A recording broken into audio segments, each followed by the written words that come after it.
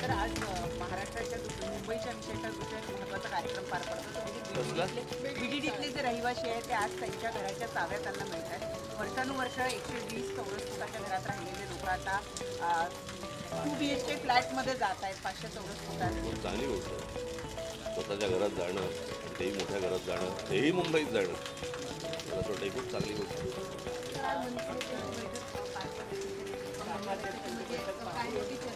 सांगणार नाही।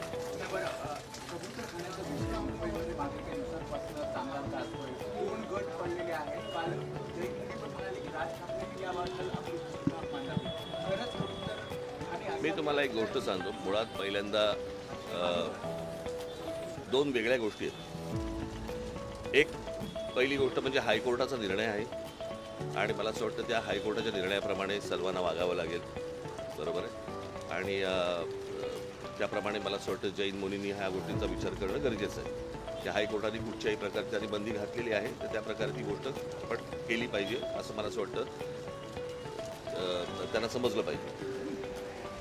दोन, कबुतरांमुळे काय काय प्रकारचे रोग होऊ शकतात हे मला असं वाटतं आता बहुतेक डॉक्टरांनी सगळ्यांनी सांगितलेलं आहे की त्याच्यामुळे काय काय प्रकारच्या गोष्टी होतात ते त्यांना खायला घालू नये याच्यासाठी म्हणून जे हायकोर्टाने सांगितलं त्याच्यानंतर जर समजा खायला घालत असतील तर मला असं वाटतं की त्याच्यावरती पोलिसांनी कारवाई करणं गरजेचं आहे। जर हायकोर्टाचा निर्णय तसा आहे की त्यांना खायला घालू नका त्याच्यानंतर जर समजा उगाच धर्माच्या नावाखाली जर समजा तुम्ही खायला घालत असाल तर ते अत्यंत चुकीचं आहे। कारण या गोष्टींनी एकदा एकाला सुरुवात झाली की बाकीचेही तसेच वागायला सुरुवात करणार आणि मग हायकोर्ट आणि सुप्रीम कोर्ट म्हणायचे कशाला। मला असं वाटतं काही गोष्टींचा आपण विचार करणं गरजेचं आहे। त्याच्यासाठी जी आंदोलनं होत आहेत त्यांच्याकडनं पण झालं आंदोलन, त्याच्यानंतर मराठी आपल्या लोकांनी तरी पण समजून केलं। ज्या वेळेला त्यांच्याकडनं आंदोलन झालं त्यावेळेला पोलिसांनी कारवाई करायला पाहिजे होती, जी कारवाई झाली नाही। आणि हे सगळे हे लोडाबिडासारखी जी माणसं मध्ये येत आहेत, कळलं का, लोडा मंत्री आहेत, कुठच्या समाजाचे मंत्री नाही आहेत ते, त्यांनी मला असं वाटतं की महाराष्ट्राचा आणि कोर्टाचा नीट मान राखला पाहिजे। आणि ज्या लोकांनी काय ते काय सूर्या बिरा काय आणले असतील मला असं वाटतं पोलिसांनी त्यांच्यावरती ही कारवाई केली पाहिजे। काल जे काही लोक मराठी लोक तिकडे गेले होते त्यांच्यावरती ज्या प्रकारची धरपकड आणि ज्या काय धक्काबुक्की आणि मग पत्रकारांना पण मारले बिरले, मला असं वाटतं हा काय प्रकार चालू आहे मला कळलेलं नाही अजूनपर्यंत। सरकारला नेमकं हवं आहे काय की ह्या सगळ्या निवडणुकींसाठी म्हणून सर्व समाजांमध्ये पहिला हिंदी आणून बघितलं त्यांनी, तिकडे लागते का बघितली, मग त्याच्यानंतर आता हे सगळं त्यांनी कबूतर आणलीत, बरं का। आता माहित ना कुठकुठचे प्राणी परत येतात ह्याच्यापुढे येतील ते। असाच एक प्रकार जे तुम्ही म्हणताय वेगवेगळे विषय आणले जात आहेत। कल्याण डोंबिवली महानगरपालिकेनं मांस विक्री बंदी, कत्तलखाना बंदी 15 ऑगस्टच्या निमित्तानं नाही मी आमच्या लोकांना सांगितलं ते चालू ठेवा म्हणून, कळलं का। पहिली गोष्ट आपण बघितली पाहिजे महानगरपालिकेला या सगळ्या गोष्टींचे अधिकार नाहीत आणि कोणी काय खावं आणि कोणी काय खाऊ नये याचे निर्णय सरकार आणि महानगरपालिकांनी करू नये। म्हणजे एका बाजूने आपण स्वातंत्र्य दिन म्हणून साजरा करायचा आणि खायचं स्वातंत्र्य नाही।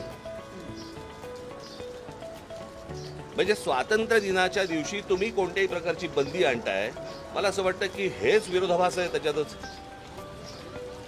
म्हणजे आपण दोन गोष्टी आपण पाळतो की एक स्वातंत्र्य दिन आणि दुसरं म्हणजे प्रजासत्ताक, म्हणजे प्रजेची सत्ता, आणि इथे आपण स्वातंत्र्य म्हणतो। मग स्वातंत्र्य म्हटल्यानंतर तुम्ही बंदी कशी काय आणताय आणि कोणाचे काय धर्म आहेत आणि कोणाचे काय सण आहेत याच्याप्रमाणे कोणी काय खावं ही गोष्ट मला असं वाटतं सरकारने सांगू नये, कोणत्याच सरकारने सांगू नये की कोणी काय खाल्लं पाहिजे आणि कोणी काय नाही खाल्लं पाहिजे। मी आता कोणाकडं तरी ऐकलं की ह्या 1988 साली काहीतरी हा कायदा वगैरे आणलाय, मला असं वाटतं तो 88 साली आणला असेल नाही तर आता आणला असेल। मला असं वाटतं कोणत्याही सरकारने या गोष्टींचा विचार केला पाहिजे की स्वातंत्र्य दिनी आपण लोकांचं स्वातंत्र्य हिरावून घेतो आहोत। हे कोणता स्वातंत्र्य दिन? हे मी 16-17 पासून बोलतोय तेव्हा ना, मग 16-17 सालापासून मी बोलतोय ना, बाकीचे आता बोलायला लागले। झालीच पाहिजे आणि आमची लोकही तपासतात।